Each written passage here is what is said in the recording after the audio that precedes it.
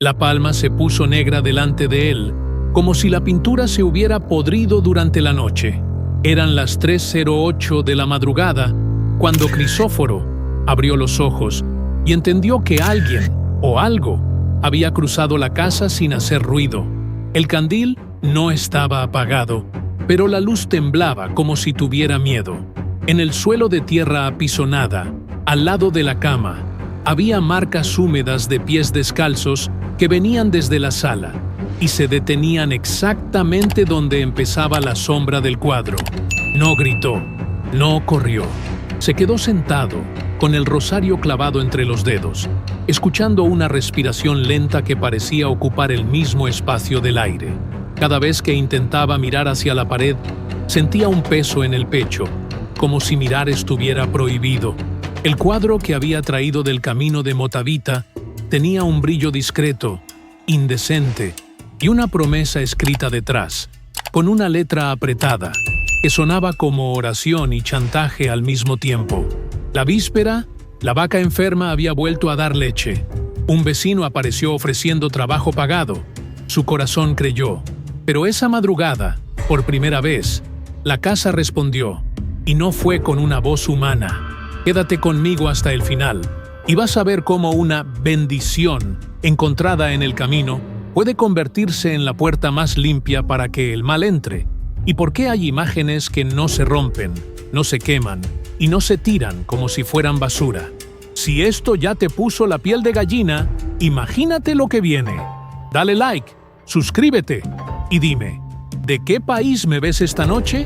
Colombia, altiplano de Boyacá, una tierra fría, de viento que corta y caminos de barro que, en temporada de lluvia, se vuelven una trampa y en la sequía levantan un polvo fino que se mete hasta en el pan.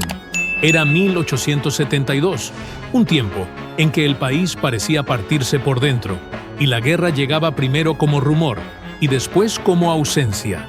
Hombres que no regresaban, casas que se quedaban en silencio, cosechas hechas con prisa y con hambre.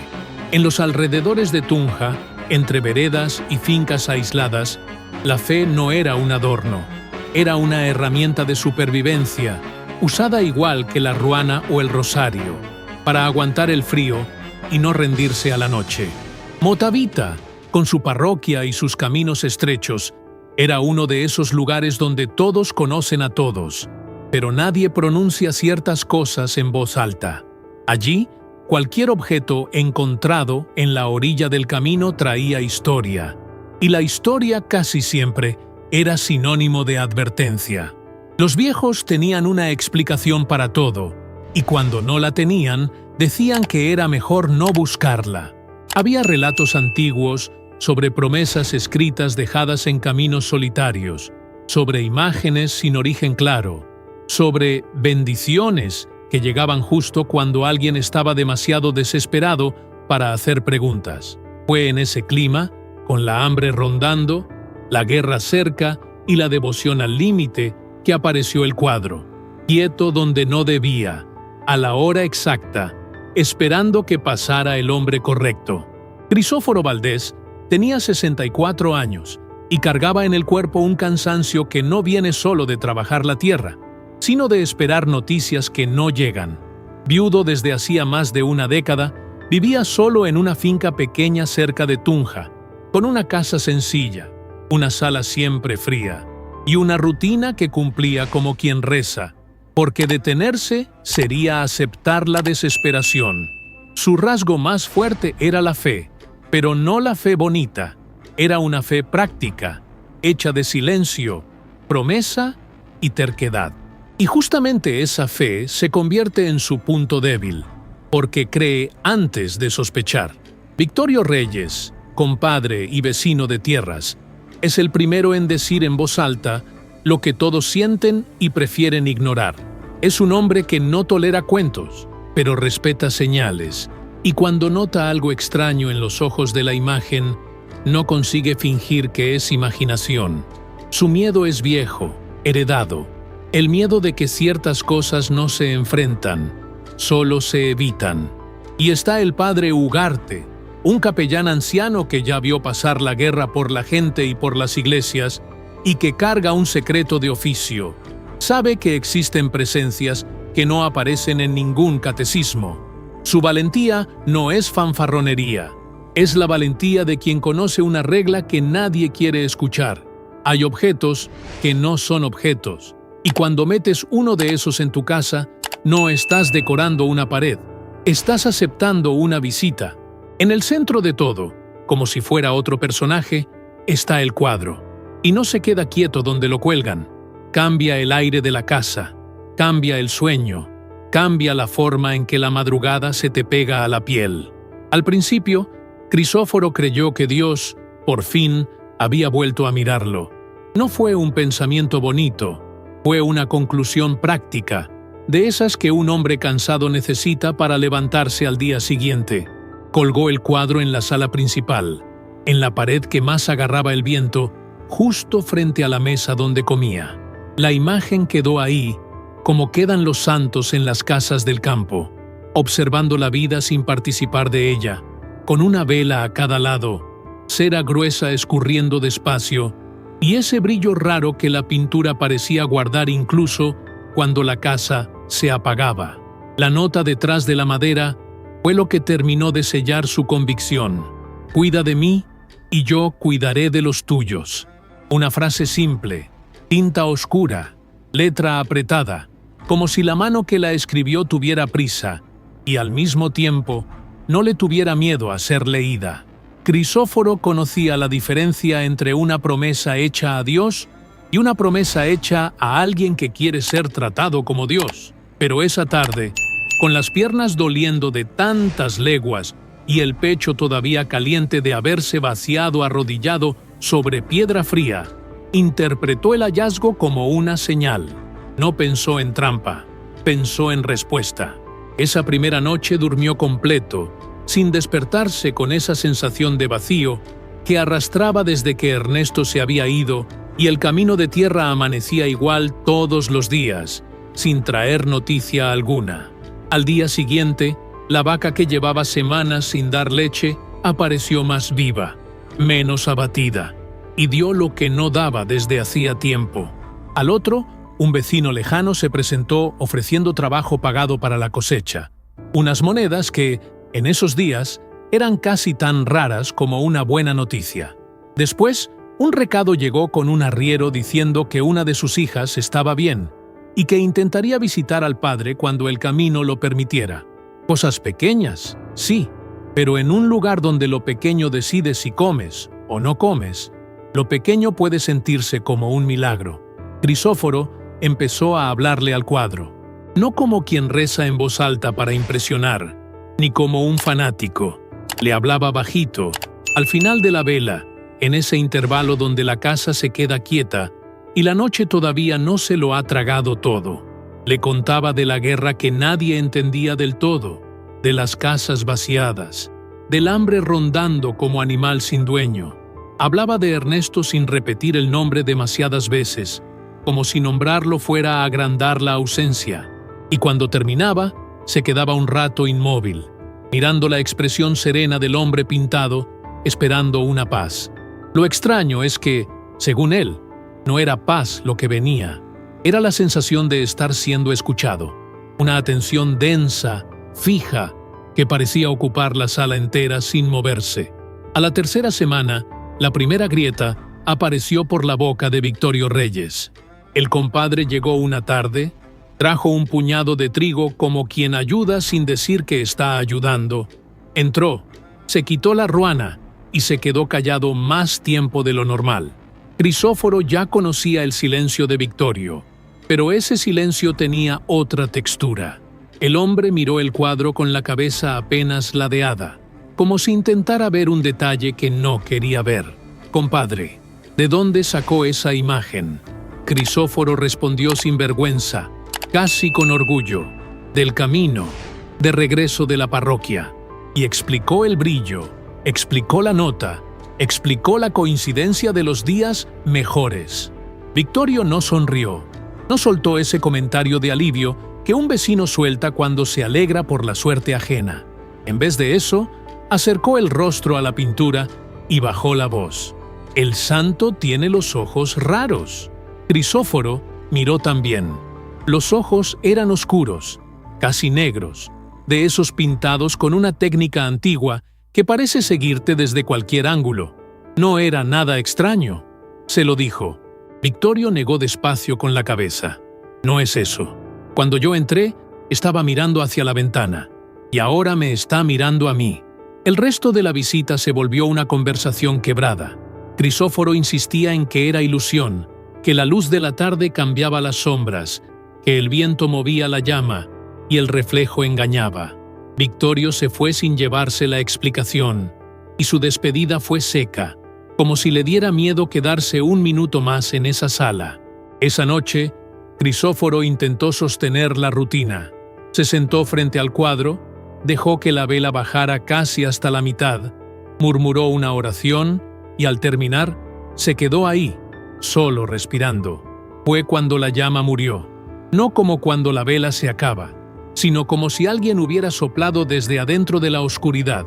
Se apagó de golpe, y lo que vino después no fue un ruido, fue una presencia anunciándose con el sonido más íntimo del mundo, una respiración, lenta, profunda, pesada, como si un pecho enorme se llenara de aire a pocos pasos de él, justo en el lugar donde el cuadro colgaba.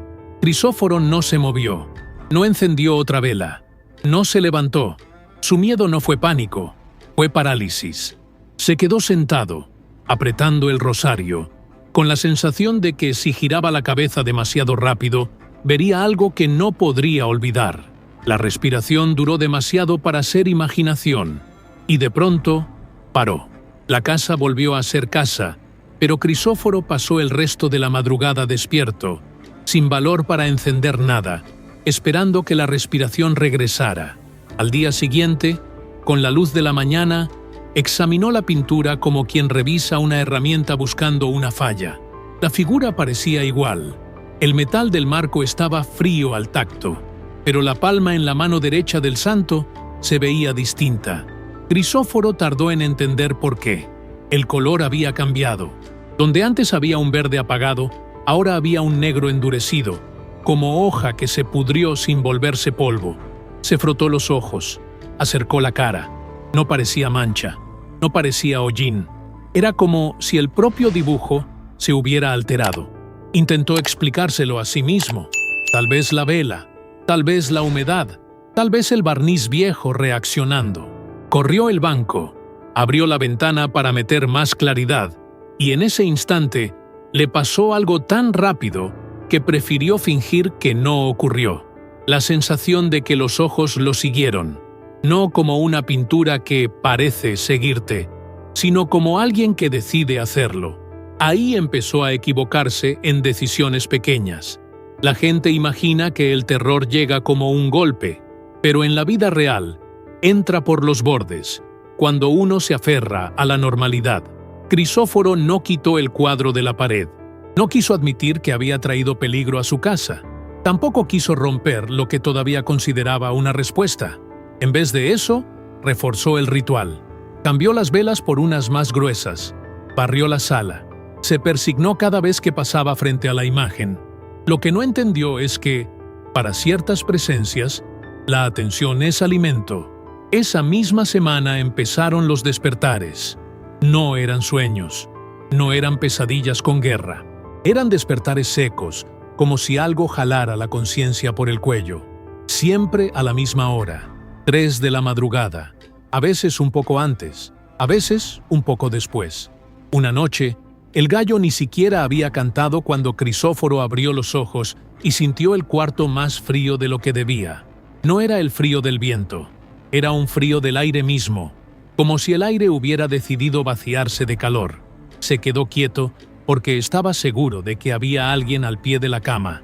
No veía nada, pero sentía el peso, el espacio ocupado por algo que no necesitaba mostrarse para existir. Cuando reunió valor para encender el candil, no había nadie, pero el piso contó otra historia. En la tierra fina, ahí donde la luz alcanzaba, aparecieron huellas, marcas de pies descalzos, húmedas, que venían desde la sala y llegaban hasta la cama. y terminaban de golpe, como si el caminante hubiera desaparecido. Al día siguiente barrió el piso con fuerza, como si pudiera borrar lo que había visto. Rezó más temprano. Durmió con el rosario en la mano.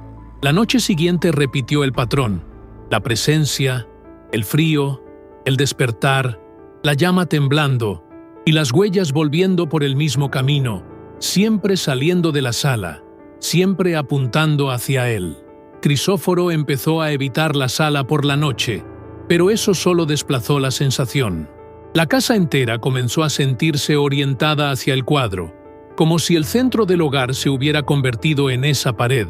Al mismo tiempo, el pueblo empezó a hablar, primero en susurros, después con esa valentía que solo aparece cuando se habla de la vida ajena. Una vecina, al pasar por la puerta, juró haber oído a alguien hablando bajito dentro de la sala, como si Crisóforo ya no estuviera solo. Un hombre que vino a comprar maíz dijo que, al mirar el cuadro, sintió ganas de llorar sin motivo. Un muchacho que ayudaba a traer agua del pozo contó que vio la llama inclinarse hacia la imagen sin que hubiera viento. Cada uno traía una versión y se contradecían entre sí, pero todas apuntaban a lo mismo. Había algo ahí que tocaba a la gente de una manera particular. Lo peor fue que nadie se ponía de acuerdo en la cara pintada. Para Crisóforo era serena. Para Victorio, los ojos eran demasiado oscuros. Para la vecina, la boca tenía algo raro. Una línea como si quisiera subir en una esquina, como una sonrisa aguantada. Y cuando varias personas describen un objeto de maneras distintas, lo cómodo es decir que cada quien ve lo que quiere ver. Pero en esa casa, las diferencias no parecían psicológicas. Parecían consecuencia de algo que cambiaba cuando nadie miraba. Crisóforo buscó una explicación más limpia, con un hombre de la región que arreglaba herramientas y sabía algo de madera y metal. El sujeto tocó el marco, evaluó el peso y dijo que era extraño, demasiado liviano para ser madera y metal trabajados, y al mismo tiempo demasiado frío, como si la aleación no fuera común. Sugirió que quizá lo hizo un artesano de fuera, alguien que pasó por el camino durante la guerra. No era una respuesta. Era apenas un intento de meter el problema en un cajón humano. Pero Crisóforo no necesitaba un artesano. Necesitaba a alguien que le pusiera nombre a lo que pasaba sin burlarse. Por eso buscó al padre Ugarte, un capellán anciano retirado en una vereda, famoso por no asustarse fácil y por mirar las cosas como alguien que enterró demasiados cuerpos y escuchó demasiadas confesiones. El padre llegó una tarde fría. No hizo preguntas en la puerta. Entró, se quitó el sombrero y fue directo a la sala como si ya conociera el camino. Se plantó frente al cuadro y se quedó inmóvil un minuto entero, mirando sin parpadear. Después, sin teatro, dio un paso atrás. Uno solo, pero fue un retroceso. Y Crisóforo sintió ese retroceso como una advertencia. ¿Quién le dio esto, Crisóforo? Lo encontré en el camino, padre, de regreso de Motavita. ¿En qué camino? En el de siempre, padre. Estaba recargado en un 7 cueros, solo. El viejo no respondió de inmediato. Abrió el devocionario, se puso la estola con una lentitud calculada y empezó a leer en voz baja. Crisóforo, parado al lado, juró después que la madera vibró, no como un temblor grande, sino una vibración pequeña, como si la tabla tuviera pulso. El padre cortó la lectura, cerró el libro con cuidado y antes de decir una sola palabra, respiró hondo, como quien pesa lo que va a soltar en el mundo. Esto no es un santo. Crisóforo intentó hablar de la nota, de las bendiciones iniciales, de la leche, del trabajo, del recado de su hija. El padre no negó las coincidencias, solo miró la palma ennegrecida y murmuró algo que Crisóforo jamás olvidó, porque sonaba a un punto donde la fe y el miedo se tocan. Hay presencias que se visten de lo que uno respeta. Cuando Crisóforo preguntó qué debía hacer, el padre no dijo que lo rompieran, ni que lo quemaran, ni que lo tiraran lejos. Dijo que no lo destruyeran con violencia. Dijo que ciertas imágenes, cuando guardan algo adentro, No son como una casa que tiene un inquilino, son como un cuerpo que tiene hueso. Si rompes el hueso, el dolor no se queda en el hueso, el dolor queda suelto, y una presencia suelta, sin forma, suele buscar otra casa. El padre pidió tiempo, dijo que volvería esa noche, dijo que había que rezar, sí, pero también había que hablar de la manera correcta, reconocer sin desafiar, pedir salida sin insulto. Crisóforo no entendía qué significaba negociar una partida, pero sintió por primera vez, desde que encontró el cuadro, que ya estaba en un territorio donde las palabras comunes no sirven. Un territorio donde un hombre se arrodilla y reza, y aún así se despierta a las 3 de la madrugada con huellas en el piso, porque la oración, por sí sola, no impide que ciertas cosas toquen la puerta cuando ya están adentro. ¿Estás solo o acompañado ahora mismo? Escríbelo abajo. Y si aún no te suscribiste, hazlo, porque lo que viene es lo peor de toda la historia. El momento crucial, la madrugada de las 3 a.m. El padre Ugarte volvió cuando el cielo ya era una tela negra sin estrellas. No llegó con prisa, llegó con el paso de quien sabe que la prisa, en la madrugada, es una invitación al error. Crisóforo oyó el crujido leve de la tranquera y por un segundo pensó en fingir que no escuchó, como si negar su propia casa fuera una forma de negar lo que ya estaba viviendo dentro. Pero el viejo sacerdote tocó una sola vez, y Crisóforo abrió. La luz del candil alcanzó el rostro del padre y mostró lo que de día no se veía con claridad: cansancio. No era solo edad, era el desgaste de quien reconoce algo y preferiría que no existiera. En la sala, el cuadro parecía más oscuro que nunca, como si la noche se acumulara alrededor del marco de metal. Las velas estaban ahí, pero la llama no se quedaba quieta, temblaba, insinuaba inclinarse, como si el aire tuviera otro peso en ese rincón. El padre no tocó la imagen, no le pidió a Crisóforo que la bajara de la pared, solo dejó el devocionario abierto sobre la mesa, acercó 2 sillas y le indicó que se sentara de frente, no de lado, de frente para que el miedo no tuviera excusa de espiar por la espalda. Habló bajito, casi sin mover la boca, como quien no quiere enseñarle ciertas palabras a las paredes.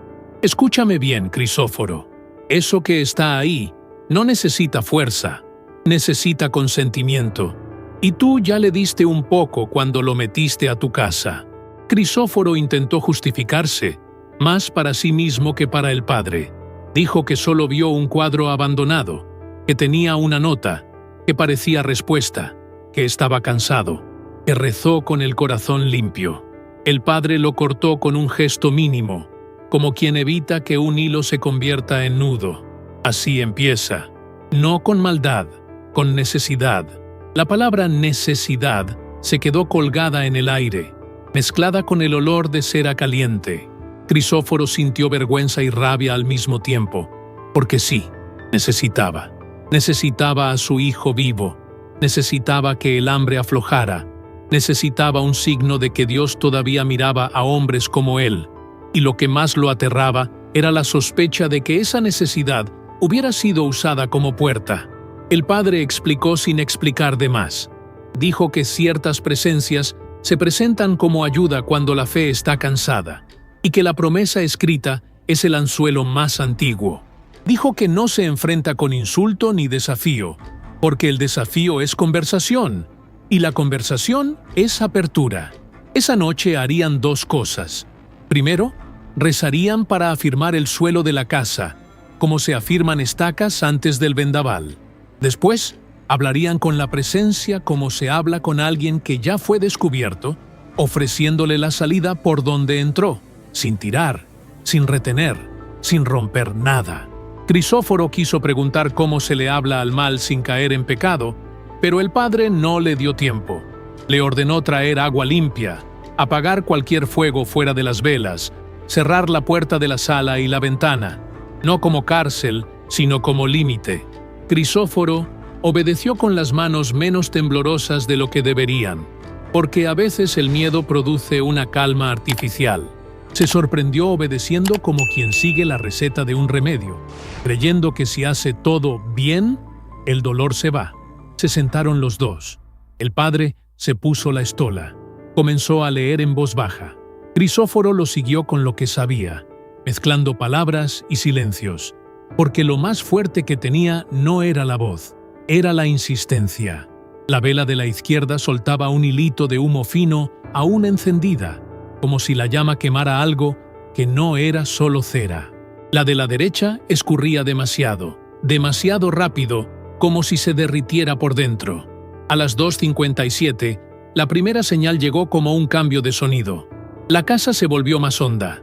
El silencio no era falta de ruido, era un apagamiento, como si alguien le hubiera puesto una manta gruesa al mundo. El padre no levantó la cabeza. Crisóforo sintió la saliva espesa. El devocionario parecía pesado sobre la mesa, y la sombra del cuadro en la pared se marcó más recortada, como si la luz hubiera aprendido a dibujar con intención. A las 3:00 en febrero, el frío cayó. No fue una corriente, fue un vaciamiento. Crisóforo sintió el aire perder calor de golpe, como agua de pozo. Se le erizó la piel y por reflejo apretó el rosario con tanta fuerza que las cuentas le marcaron la palma. El padre siguió. Su voz no tembló, pero Crisóforo notó algo. El viejo empezó a respirar por la boca, como quien lucha por mantener el ritmo. Ya no era solo rezo, era esfuerzo. A las 3:02, las dos velas inclinaron la llama hacia el cuadro, como si algo las jalara. Crisóforo miró al padre buscando permiso con los ojos, y el padre le devolvió una mirada que no era consuelo, era orden. Quédate quieto, no inventes movimiento. Crisóforo obedeció, pero el cuerpo se le iba solo hacia la pared. Quería confirmar si la palma seguía negra, quería saber si los ojos seguían el movimiento. Se aguantó como quien se aguanta de rascar una herida para ver si sangra.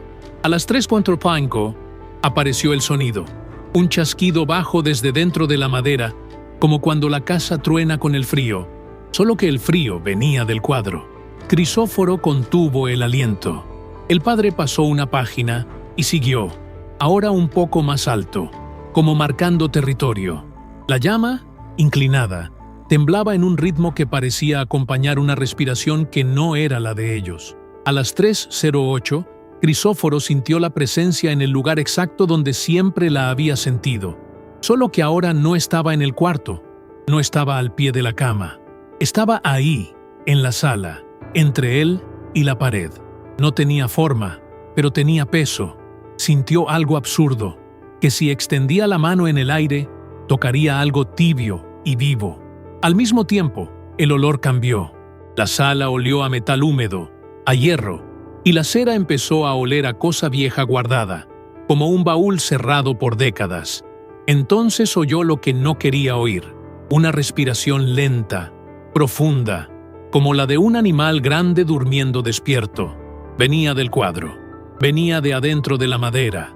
A Crisóforo se le subieron las lágrimas sin pedir permiso, no de tristeza, sino de humillación. Entendió que él le había hablado a eso, que le había contado su vida, que había alimentado esa atención. Y esa atención, ahora, respondía. El padre cerró el devocionario con cuidado, como si un ruido brusco pudiera empeorarlo todo. Se levantó despacio, se paró frente al cuadro y extendió la mano, no para tocarlo, sino para marcar distancia. «Ya te reconocimos», dijo, y la frase salió firme, sin rabia. «Aquí ya no tienes que buscar». Crisóforo oyó su corazón como si golpeara fuera del cuerpo. El padre siguió, con una calma que se notaba que costaba. «Entraste por engaño.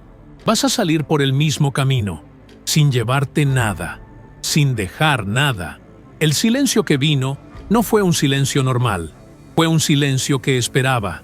Las llamas de las velas se hicieron tan pequeñas que parecían a punto de apagarse, pero no se apagaban. El aire se volvió espeso. Crisóforo sintió que la sala entera contuvo el aliento con él. A las 3:11 ocurrió el cambio en el rostro. No fue grande, no fue una mueca, Fue un movimiento mínimo, cruel por lo sutil. La comisura de la boca del santo subió 1 milímetro, un gesto que bastó para destruir la serenidad pintada y revelar algo detrás, como una máscara que se corre lo justo para mostrar el verdadero ojo. Crisóforo no logró tragarse un quejido. El padre no se movió. Miró al cuadro como quien mira a un hombre vivo y dijo, bajito, casi sin aire, como si pronunciara un nombre que no debe decirse en voz alta. Sal. La palabra no hizo eco, pero Crisóforo sintió que pegó en el aire como piedra. Por un instante creyó que no pasaría nada, que el cuadro seguiría ahí, sonriendo, respirando, y que su vida se acabaría en esa sala sin que nadie levantara una mano contra él.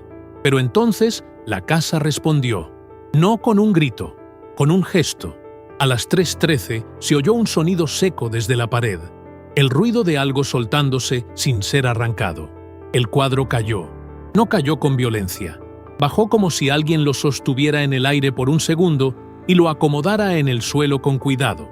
Quedó boca abajo, inmóvil, como un animal que se esconde. El padre tiró de Crisóforo hacia atrás por el hombro. Fue un toque firme, sin agresión, un aviso silencioso. No te acerques, no lo voltees, no intentes entender ahora. Crisóforo obedeció, respirando corto, sintiendo que la sala había vuelto a cambiar, como si el peso del lugar se hubiera ido al piso con la madera. El padre habló sin mirar a Crisóforo, con los ojos fijos en el cuadro. Así se queda hasta el amanecer. Crisóforo no preguntó por qué, porque en ese momento ya entendía que, en esa sala, las preguntas no eran inocentes. Las preguntas abren rendijas, y si había algo que él quería, más que una explicación, era cerrar cualquier rendija. Pasaron el resto de la madrugada de rodillas, ya no frente a una imagen en la pared, sino frente a un objeto boca abajo que parecía, paradójicamente, más peligroso por estar más cerca. Rezaron con la garganta seca, la espalda doliendo, el miedo dando vueltas dentro de la cabeza. Y, de vez en cuando, Crisóforo juraba oír, muy bajito, como si saliera de la madera pegada al suelo, la misma respiración lenta, ahora distante, como una risa que alguien se traga para que no la escuchen. Cuando la primera franja de luz fría apareció en la ventana, Crisóforo entendió que había atravesado lo peor, sin saber si había ganado. Y esa incertidumbre, más que cualquier huella en el piso, fue lo que le hizo temblar la fe, porque comprendió, de la manera más dura, que hay noches en las que uno reza no para llamar a Dios, sino para no responderle a otra cosa. Cuando la luz de la mañana por fin entró por la ventana, no trajo alivio inmediato, trajo vergüenza. Crisóforo se vio como un hombre que había abierto la puerta hacia adentro y aún así quería creer que la culpa venía de afuera. El padre Ugarte guardó silencio un rato, como si esperara que el aire de la casa volviera a ser normal, pero lo normal no regresó. La sala ya no era la misma, porque la idea de que algo pueda respirar dentro de una tabla cambia para siempre la manera en que miras la madera, la pared, la sombra y hasta la oración. El cuadro seguía en el suelo, boca abajo, justo donde había caído con aquel cuidado imposible. El padre no dejó que Crisóforo lo tocara. Sacó un paño de lino limpio, demasiado limpio para esa casa, y explicó que la salida debía hacerse sin espectáculo, sin rabia, sin violencia. Repitió, con esa voz de quien insiste para no arrepentirse después, que romper o quemar no era una solución, porque hay cosas que no se expulsan destruyendo el cuerpo donde están sujetas. No era un consejo religioso, era un consejo de experiencia. Lo que se queda suelto busca otro lugar. Crisóforo preguntó si el padre llamaría a alguien de Tunja, a un sacerdote de más rango o a una autoridad. El padre lo pensó y dijo que no. Dijo que en tiempos de guerra, con los hombres armados y los nervios encendidos, cualquier historia de diablo se convierte en excusa para violencia, venganza y cacería de culpables, y que el mal Cuando encuentra confusión humana, crece sin necesidad de mostrarse. Lo único que haría, si era necesario, sería dejar una constancia discreta, un rastro mínimo, algo que sirviera como memoria sin convertirse en alimento para curiosos. Comieron poco. Crisóforo casi no pudo tragar. Cada crujido del patio le sonaba a pasos ajenos. Y, como siempre pasa en los pueblos, la gente empezó a acercarse con excusas. Primero una vecina con caldo. Después, un hombre preguntando por una mula que se perdió en la noche. Nadie decía la palabra exacta, pero todos querían ver, en la cara de Crisóforo, si había miedo. Crisóforo respondió corto, sin abrir la casa más de lo necesario. Había aprendido algo terrible. Una presencia así se alimenta de atención, y la atención del pueblo es un río sin orilla. El padre le pidió que trajera agua del río y dejara una vasija en la sala, no como ofrenda, sino como límite. Le dijo que el agua corre y se lleva cosas que el fuego deja sueltas. Crisóforo obedeció sin entender del todo, pero cuando regresó con el balde, notó algo que lo inquietó más que las huellas. El piso estaba seco. Ya no había marcas, como si la casa hubiera borrado la prueba a propósito. Y esa ausencia lo hizo dudar de sí mismo por un segundo. Ese segundo fue un golpe, porque entendió que el peor terror no es el que se demuestra, es el que te obliga a desconfiar de tu propia mente. A media mañana apareció Victorio. Esta vez no trajo trigo, trajo la cara cerrada y esa postura de quien viene por obligación moral. Entró, vio al padre y cruzó mirada con Crisóforo sin decir nada. Había un «te lo dije» ahí, pero también una preocupación auténtica. Preguntó si todo estaba bien. Crisóforo dudó. Miró al padre y el padre asintió apenas. Crisóforo dijo solo lo indispensable, que la imagen no era un santo, que se estaban deshaciendo de ella, que no quería que el pueblo lo convirtiera en cuento. Victorio no pidió detalles. Solo aceptó, como quien reconoce un tipo de secreto que, si se nombra, crece. Fue entonces cuando la versión oficial intentó imponerse. Más tarde, llegó un hombre ligado al corregidor, preguntando por el cuadro. Alguien había comentado lo del marco de metal, y en esos tiempos cualquier objeto bonito podía ser robado, saqueado o motivo de problema. El tono del hombre no era agresivo, pero sí prudente. Quería cubrirse. Si el cuadro era robado, el pueblo debía saberlo. Crisóforo sintió un frío distinto, humano. De todas las versiones posibles, esa era la más peligrosa, porque justificaba visitas, inspecciones, manos ajenas tocando lo que no debían tocar. El padre Ugarte intervino con la autoridad que aún le respetaban. Dijo que era una imagen sin procedencia y que sería devuelta al agua para evitar escándalo. Dijo, sin mentir de más y sin decirlo todo, que era mejor no manipularla. El hombre del corregidor frunció el gesto, desconfiado, pero se retiró. Antes de irse soltó una frase que se le clavó a Crisóforo. En tiempos de hambre y guerra, la gente cree cualquier cosa, y cuando cree, busca culpables. Ese fue el inicio del segundo miedo de Crisóforo, el miedo a los vivos. No bastaba con haber traído una presencia a la casa. Ahora debía impedir que el pueblo entero entrara en la historia, porque cuando el pueblo entra, la historia se vuelve juicio. Y en esos años, el juicio no siempre necesitaba pruebas. Al caer la tarde, el padre hizo lo que había prometido. Dejó un registro mínimo, sin nombres y sin detalles que encendieran la curiosidad. Un apunte breve, como quien marca una herida en el calendario para recordar dónde empezó la fiebre. Crisóforo vio la mano del padre escribir con calma, y le dio escalofrío pensar que su vida había terminado convertida en una nota que nadie debía leer en voz alta. Antes de que se fuera el sol, se prepararon. El padre insistió en que debían evitar la noche, porque la noche vuelve valientes a los imprudentes y fuertes a los símbolos. Tomaron el lino. Crisóforo se lavó las manos con agua y sal, no por magia, sino por disciplina. Luego el padre y Victorio cargaron el cuadro sin tocarlo directamente, sosteniendo el paño como quien carga algo que quema, pero que no debe ser arrojado. Caminaron hasta el río en silencio. El trayecto era corto, pero se sintió infinito. Por primera vez, Crisóforo tuvo miedo de su propio terreno, de su cerca, de los árboles de siempre.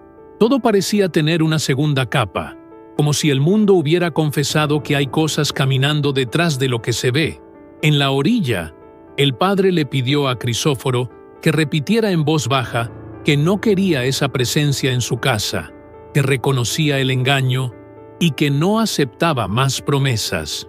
Crisóforo lo repitió con dificultad, porque una parte de él todavía quería agradecer por los días buenos del principio. Y ahí entendió la trampa más cruel. Cuando algo te da un poco, te cuesta quitarlo por completo, aunque el precio esté escondido. Depositaron el cuadro en el agua, sin lanzarlo. Crisóforo esperaba que flotara. La madera debería flotar, pero el cuadro se hundió de inmediato, como si fuera piedra. No titubeó. Se fue recto hacia abajo, decidido. Ese gesto lo aterrorizó, porque parecía voluntad. Parecía decir, sé a dónde voy, y vuelvo cuando quiera. En la superficie, por un instante, Crisóforo creyó ver un reflejo que no combinaba con el cielo. No era el rostro sereno del santo. Era una cara que cambiaba, como si no tuviera forma fija, y en ella había algo parecido a una sonrisa. Victorio juró no haber visto nada, pero se quedó pálido igual. El padre se persignó sin prisa, como quien cierra una puerta con llave. Regresaron a la casa sin hablar. La sala se sentía vacía, pero no se sentía segura. Hay una diferencia entre ya no está y se fue. Esa noche, Crisóforo durmió por agotamiento, pero igual se despertó a las 3:00. No había huellas, no había respiración. Solo el despertar automático, como si el cuerpo hubiera aprendido un horario nuevo. Desde entonces, Crisóforo empezó a medir las madrugadas como se miden los años, antes del cuadro y después del cuadro. En los días siguientes llegaron explicaciones posibles e imposibles, y ninguna cerró el caso del todo. La versión aceptable fue simple. Encontró una imagen vieja y, por miedo a problemas, la devolvió al río con ayuda del padre. La versión que corría por abajo fue otra, que era un santo al revés, que la palma se ennegreció como advertencia, que la imagen escuchaba a quien rezaba demasiado tarde. Unos juraban haber visto una luz tenue en la ventana esa noche, otros decían haber oído un canto bajo cerca del camino, y lo único constante era el consejo final, dicho sin humor: hay cosas que no se traen a casa. El padre Ugarte nunca habló del cuadro en público, pero su silencio no borró el caso. En un pueblo, el silencio solo empuja la historia debajo de la lengua, donde fermenta durante años.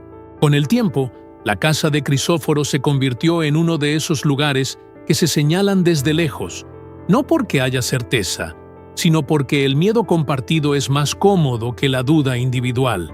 Así, el cuadro dejó de ser el cuadro y pasó a ser eso, una palabra sin definición, porque definir es llamar. La primera señal de que el asunto no había terminado llegó décadas después, en un verano de sequía fuerte, cuando el río bajó tanto que dejó ver piedras que normalmente estaban escondidas. La historia que aún se cuenta dice que unos niños, jugando en el barro, encontraron algo demasiado pesado para ser madera común. Era una tabla con marco de metal oscuro, todavía entera, como si el tiempo hubiera respetado el objeto por miedo o por pacto. Uno de los niños corrió a llamar a su padre. Cuando llegaron los adultos, nadie quiso llevarlo a casa. Lo que hicieron después, nadie lo cuenta igual, y esa es la marca de un secreto verdadero. Cada versión cambia el detalle, pero todas terminan con la misma advertencia: lo del río se queda fuera. Con los años, el caso ganó un segundo cuerpo, más investigativo. Se dice que en el archivo de la parroquia existió un apunte breve, hecho por un capellán viejo, sobre una imagen sin procedencia devuelta al agua sin violencia. Ese apunte habría desaparecido tiempo después, junto con hojas antiguas, como si alguien hubiera decidido que ni siquiera Dios debía guardar ese recuerdo. Cuando un documento se pierde, su ausencia funciona como prueba para ambos lados. Para quien cree, confirma. Para quien se burla, sirve de excusa. Y el resultado es el mismo. El caso sigue vivo. También se habla de una grabación, ya entrado el siglo XX, cuando más gente de fuera empezó a pasar por la región. Un hombre habría dejado una cinta grabando por juego, solo para registrar sonidos nocturnos. En la cinta, según quienes aseguran haberla escuchado, hay un tramo donde todo queda demasiado quieto, y luego aparece una respiración lenta, tan cerca del micrófono que parece dentro del oído. La cinta se prestó, se volvió a prestar y al final desapareció. Como si la historia no quisiera ser repetida de manera clara, sino solo contada de manera oral, quebrada, obligando a cada persona a completar el horror con su propia imaginación. Lo más inquietante, sin embargo, no es la falta de pruebas, es la repetición del patrón. Cuando juntas versiones de décadas distintas, de familias distintas, el dibujo siempre se parece. Primero llega una mejora pequeña, buena de más para ser casualidad, un animal que revive, una noticia que aparece, un trabajo que cae del cielo, un alivio en el pecho. Luego llega el detalle que lo pudre todo, una vela que se inclina sin viento, la sensación de estar siendo mirado, el despertar siempre a la misma hora. Y después llega la marca física, lo que nadie puede desver, huellas que terminan donde no deberían terminar, la impresión de que una imagen cambió la expresión, la certeza insoportable de que algo escuchó demasiado tiempo. Por eso, entre los viejos, el cuadro nunca fue solo un objeto. Fue un ejemplo, un recordatorio de que no todo lo encontrado se encuentra por accidente. Algunas cosas se colocan, y cuando se colocan, no esperan al hombre fuerte ni al hombre malo. Esperan al hombre cansado, al hombre que acaba de rezar y quiere tanto una respuesta que deja de hacer preguntas. Y aquí es donde esta historia de Boyacá empieza a conectar con otras, porque en distintas regiones, con distintos nombres, existe el mismo rumor que aparece cuando hay guerra, hambre, camino vacío y promesa fácil. En partes de México, por ejemplo, se habla de imágenes invertidas, dejadas cerca de capillas pequeñas o a un lado de la carretera, casi siempre al caer la tarde, con notas que parecen oración, pero suenan a contrato. La persona la mete a su casa, y la madrugada empieza a tener un horario fijo. El padre Ugarte, ya muy viejo, habría dicho a alguien cercano que ciertas presencias no viajan como la gente, viajan como idea, como tentación, como oferta justa.